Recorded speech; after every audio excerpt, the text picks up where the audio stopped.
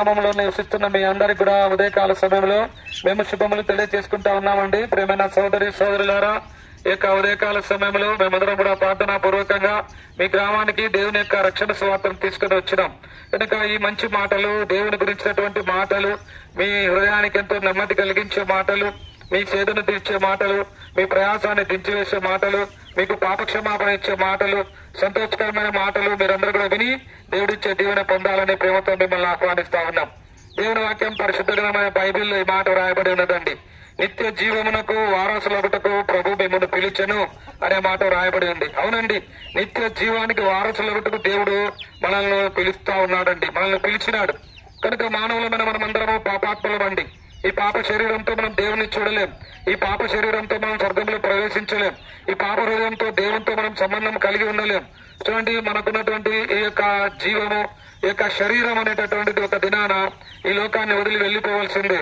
చూడండి, మన మన మన శరీరంలో ఉన్నటువంటి బలమంతా కూడా ఒక దినాన తొలగిపోతుంది. మన శరీరం అంతా కూడా ముడతలు పడిపోతాయి. కళ్ళు సరిగా కనపడవు, పండ్లు రాలిపోతాయి, చెవులు సరిగా వినపడవు. ప్రియమైన సోదరి సోదరులారా,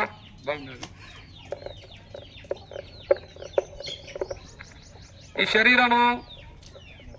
శరీరము అంత మోసం అండి. ఒక దినాన నువ్వు ప్రేమించే శరీరము నిన్ను విడిచి వెళ్ళిపోతుంది. ప్రేమైన సోదరి సోదరుడా, అయితే నీలో ఆత్మ ఉంది. ఆ ఆత్మ దేవుడు పెట్టినటువంటి దీపం.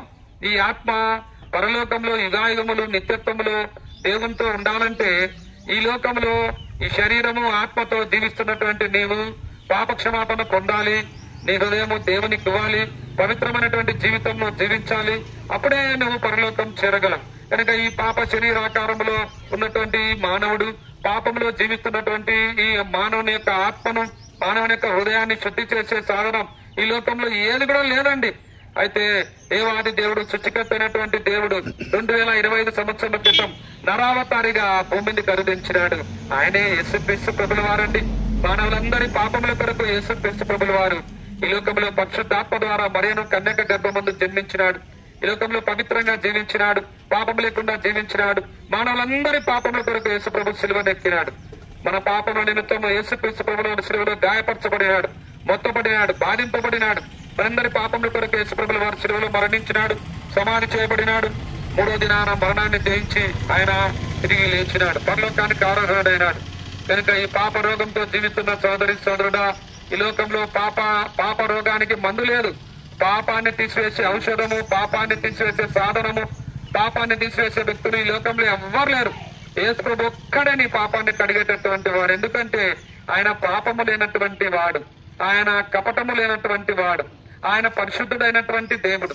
కనుక ఆయన చెంతకొచ్చి, యేసయ్యా నేను పాపినయ్యా, నన్ను క్షమించు, నీ రక్తంతో నా పాపం కడుగుని ఒక చిన్న ప్రార్థన నువ్వు చేసుకుంటే చాలు. యేసు రక్తము ప్రతి పాపం నుంచి నిన్ను కడిగి పవిత్రులుగా చేస్తుంది. గనుక ఈ మాటలు వింటున్న సోదరి సోదరుడు, నిత్య జీవానికి వారసులకు దేవుడు నిన్ను పిలిచినాడు. నువ్వు అనుకోవచ్చు, పరలోకం ఆడుంది, నువ్వు చూసినావా, మేము చూసినావా అని నువ్వు అనుకోవచ్చు.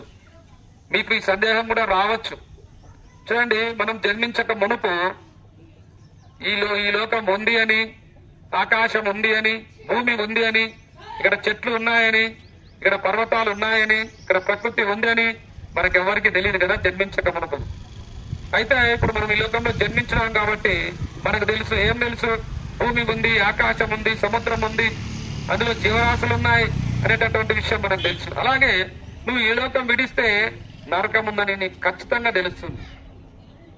నీ యొక్క మరణ దినము ఎప్పుడు, ఎక్కడ, ఎలాగ ముగుస్తుందో ఈ లోకంలో ఎవ్వరం చెప్పలేం.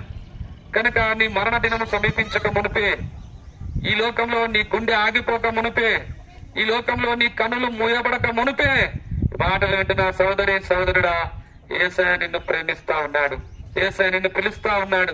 ఆయన చెంతకు నువ్వు వచ్చినట్టయితే నీ పాపమంతా కూడా కడిగి వేస్తాడు. ఎందుకో తెలుసా? బైబిల్ చెప్తా ఉంది, యేసు రక్తం ప్రతి పాపము నుంచి నిన్ను కడిగి పవిత్రులుగా చేస్తుంది.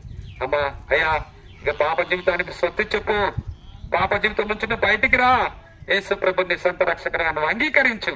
నీ జీవితంలో శాంతి, సమాధానం, సంతోషం, నెమ్మది నువ్వు చూడగలవు. లేకపోతే నరకం ఉంది, అగ్నిగుండం ఉంది. నిత్య జీవం ఎలాగుందో నిత్య నరకం, అగ్నిగుండం, పాతాళం కూడా ఉంది. అయితే అది సాతాను దాని దూతలకు దేవుడు సృష్టించినాడు. అయితే నువ్వు పాపంలో జీవించి పాపంలో నువ్వు మరణిస్తే నువ్వు నరకానికి వెళ్తావు సహోదరుడా. నరకానికి వెళ్ళట దేవునికి ఇష్టం లేదు.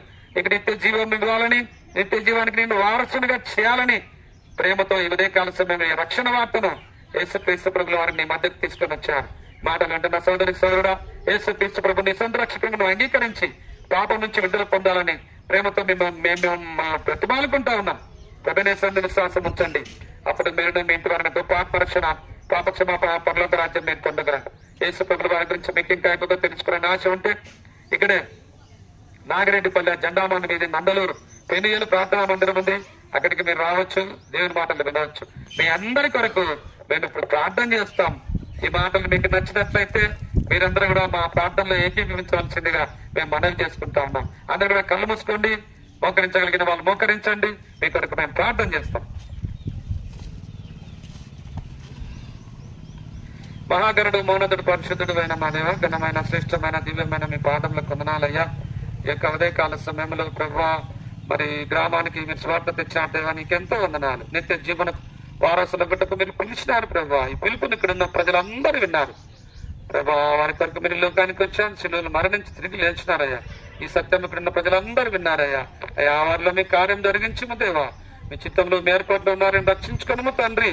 ముందుకెళ్తున్నాం. మీ ఆత్మాక్షేపం అనుగ్రహించి నడిపించి మీరు మహిమ పొందమని యేసుక్రీస్తు పరిశుద్ధ నామములో స్తుతించి ప్రార్థించి అడిగి వేడుకుంటున్నాం మా తండ్రి. ఆమేన్.